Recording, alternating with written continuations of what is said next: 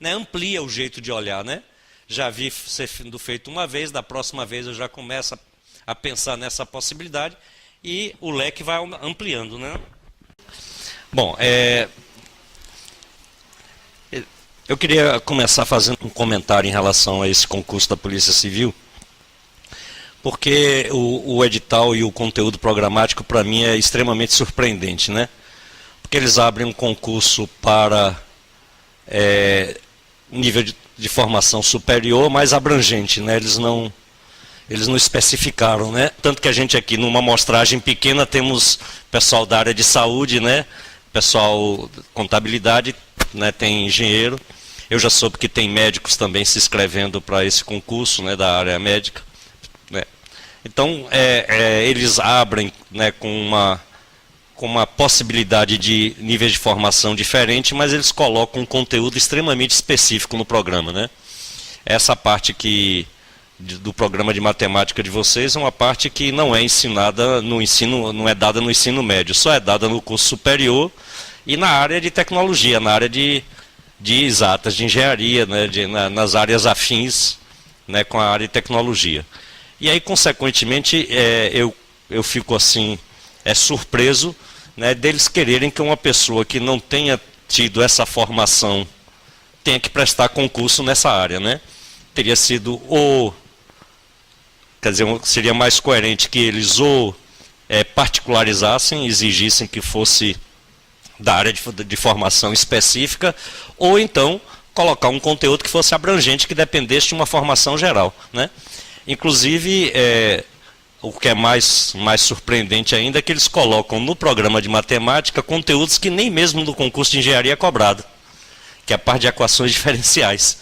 Eles botaram limites, derivadas integrais, que é esse primeiro bloco que a gente vai ver, e ainda colocaram a parte de equações diferenciais de primeira e segunda ordem, que nem o programa de engenharia, nos concursos de engenharia, não cobram. E eles estão cobrando para pessoas de formação absolutamente diversificada, né? Então, ficou assim meio surpreendente. Eu vou, na medida do possível, vou tentar ser o mais minucioso e o mais detalhista. Agora, na medida que as pessoas que estão nesse concurso e que não têm essa formação, ou seja, não viram isso na formação acadêmica e encontrem dificuldade, aí conversem comigo para tentar ver como é que eu posso orientar, porque de qualquer forma a gente tem um conteúdo, né, de certa forma, que seria para uma formação inicial muito reduzido, né? São 5 encontros que a gente vai ter e que, logicamente, nesses 5, na realidade, para o pessoal da Polícia Civil ainda vai ter mais 2 encontros extras para ver essa parte de equações diferenciais que não estaria nesse conteúdo. Então, é um curso que tinha sido programado para ser uma retrospectiva em cima do conhecimento que a pessoa, teoricamente, já teria adquirido na formação acadêmica dela, tá? Então, eu vou tentar ser o mais minucioso possível, vou tentar ver se eu consigo ser detalhista, mas é claro que a gente não vai conseguir fazer uma formação em 5 encontros equivalente ao que se estuda em 2 semestres de curso universitário, entendeu? Né? Porque as noções de cálculo, elas são, nesse programa da Polícia Civil, seria o equivalente a 2 semestres do curso universitário. E aí fica complicado a gente, em 5, 6 encontros, a gente conseguir fazer o início do zero disso aí, tá? Então eu vou tentar, e na medida que forem ter dificuldade, e principalmente na explicação aqui, se houver alguma coisa que, né, porque às vezes eu faço um comentário, né, supondo que a pessoa esteja entendendo o que eu estou falando, e se sentir que não ficou claro, me perguntem, interrompam, eu tento fazer uma explicação um pouco mais minuciosa, tá certo? Eu coloquei no material, eu coloquei inicialmente um resumo de algumas propriedades importantes, fórmulas, propriedades importantes que poderão ser utilizadas ao longo do curso, tá? Mas eu queria começar inicialmente falando, né, porque a gente vai trabalhar hoje com limites e continuidade, e uma das coisas importantes é o conhecimento das determinações matemáticas, né? São algumas operações que são consideradas indeterminadas, né? Seria o 0 sobre 0, 0 elevado a 0, 0 vezes o infinito, infinito elevado a 0, infinito sobre infinito, o infinito menos infinito e 1 sobre infinito. Aí eu queria me deter um pouco para explicar essas indeterminações, inclusive para explicar o significado delas, para a gente poder dar início ao curso da gente, tá? Eu vou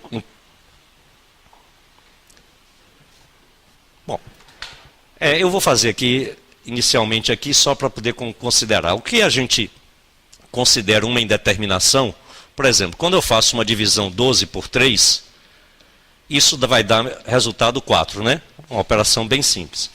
O que verifica essa operação é o fato de que eu multiplicando 3 pelo 4, eu obtenho o resultado 12.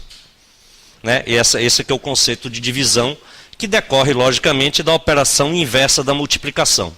Então, eu posso dizer que 12 sobre 3 é exatamente igual a 4, porque 3 vezes 4 dá igual a 12. Tá? Mas se eu for fazer a operação 0 dividido por 0, que é essa primeira indeterminação aqui, o que a gente vai observar é que qualquer número que eu colocar do lado de cá vai atender a característica da operação.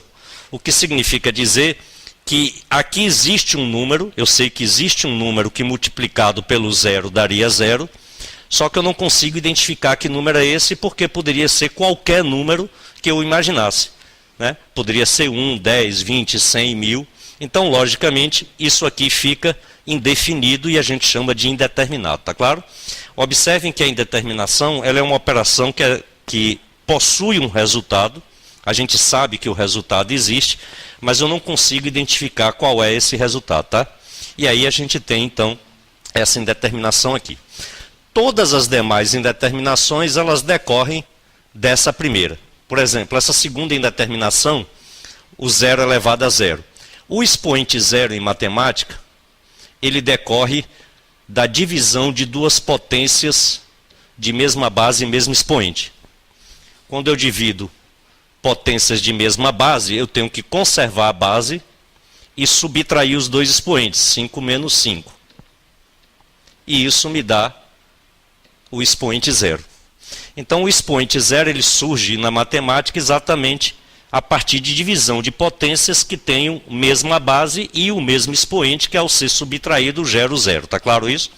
Por essa razão é que a gente diz que toda potência de expoente 0 equivale ao número 1. Por quê? Porque essa operação ela decorre de uma divisão de quantidades iguais. 3 à quinta dividido por 3 à quinta, como esse numerador é igual ao denominador, divisão de números iguais dá resultado 1, tá certo?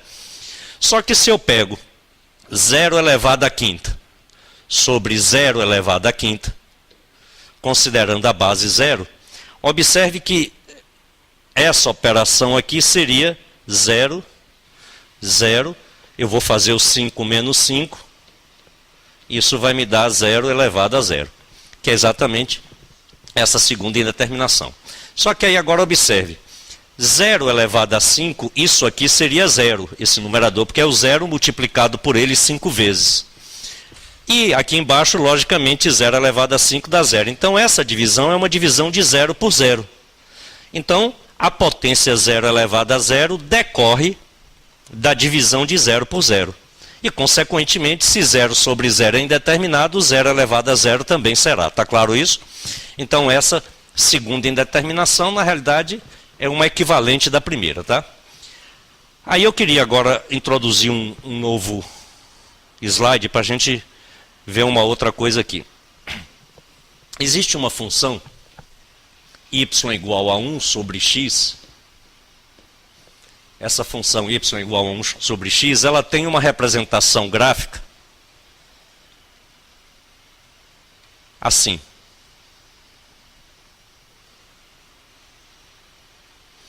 É um gráfico mais ou menos assim.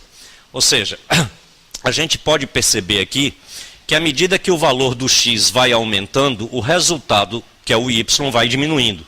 Então, por isso, essa curva vai descendo, descendo. Só que ela não chega a tocar no eixo x, porque isso aqui nunca se torna igual a 0, tá certo? Para que seja 0, seria necessário que o numerador se anulasse, e nesse caso ele não acontece. Mas a gente pode observar que à medida que o valor do x vai ficando infinitamente grande, o valor da função, que é o y, vai ficando bastante próximo de zero, vai se aproximando de zero. Então a gente diz que quando o x tende para infinito, se aproxima de infinito, o y tende para zero, se aproxima do zero. Então, de modo geral, a gente, nesse estudo que a gente vai fazer, que é o estudo de limites, a gente considera que 1 sobre infinito é praticamente igual a zero, tá certo? Ou seja, se esse x aqui cresce até ficar um valor infinitamente grande, essa divisão 1 sobre x será um valor tão pequeno que será praticamente igual a zero. Então a gente vai considerar, para efeito de estudo do limite, de que 1 sobre infinito equivale ou se aproxima praticamente do zero. Já a gente fazendo o processo inverso, à medida que o x vai se aproximando de zero, o y vai crescendo e ficando cada vez maior.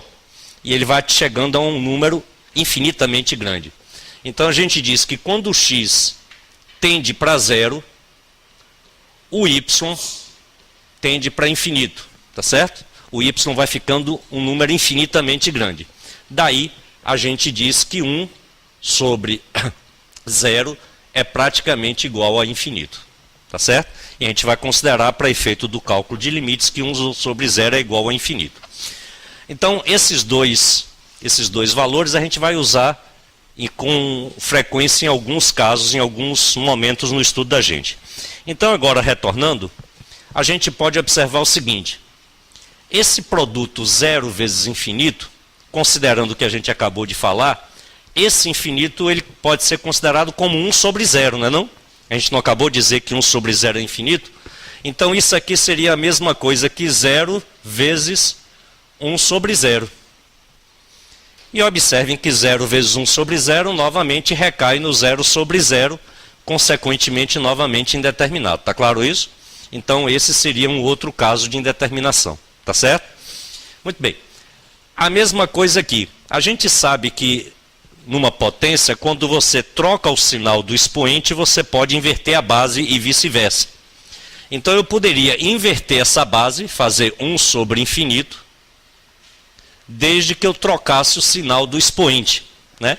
Isso é uma propriedade matemática que a gente tem, que A elevado a n é igual a 1 sobre A elevado a menos n, tá certo? Isso é uma propriedade matemática que, para inverter a base, eu inverto o sinal do expoente e vice-versa. Só que inverter o sinal do zero, menos zero é o próprio zero. E aí eu ficaria com 1 sobre infinito elevado a zero. E aí, novamente, observem, 1 sobre infinito seria o zero, que a gente definiu nesse instante, e eu teria zero elevado a zero, recai novamente numa indeterminação, tá claro? Então, por essa razão, essa operação também é considerada indeterminada, tá? O infinito sobre infinito também pode ser facilmente percebido. Seria 1 sobre zero dividido por 1 sobre zero, não é não? O infinito é 1 sobre zero, 1 sobre zero. Só que aqui é uma divisão de frações. E a definição matemática de divisão de frações é a gente conservar a primeira fração e multiplicar pelo inverso da segunda, que seria 0 sobre 1. O que vai recair novamente no 0 sobre zero. Está claro isso? E mais uma vez a gente recai numa indeterminação, tá? Esse infinito menos infinito fica fácil também da gente ver. Isso aqui seria 1 sobre zero menos 1 sobre zero. Subtração de frações de mesmo denominador. O que é que eu faço? Conservo o denominador e subtraio os numeradores, não é não? Então isso ficaria, conservo o denominador, 0, e subtraio 1 menos 1, 0, recai novamente no 0 sobre zero, tá claro? Então repare que todas são operações que recaem sempre na indeterminação 0 sobre zero, que é o ponto de partida. Finalmente, essa última aqui, que decorre de uma outra propriedade de potenciação, que é o seguinte: se eu tenho A elevado a m sobre B elevado a m, eu tenho uma fração em que o numerador e o denominador têm o mesmo expoente, eu posso escrever isso como A sobre B, tudo elevado a M, tá certo? Ou seja, eu posso colocar toda a divisão com um expoente só. E vice-versa, né? Isso pode ir e vir. Então observe que esse 1 elevado a infinito poderia ser escrito como 5 elevado a infinito, dividido por 5 elevado a infinito, não é não? Com base nessa definição aqui, não é não? Porque 5 dividido por 5 é 1, eu poderia colocar isso tudo como uma fração só de expoente infinito, ficaria 5 sobre 5, que é 1 elevado a infinito. Só que 5 elevado a infinito vai dar infinito. E 5 elevado a infinito também vai dar infinito. E a gente novamente recai, né, no caso aqui, nessa indeterminação aqui, que por sua vez vai cair no 0 sobre 0, e a gente aí tem os 7 casos de indeterminação matemática. Ficou claro isso aí, pessoal? Alguma dúvida em relação a isso aí?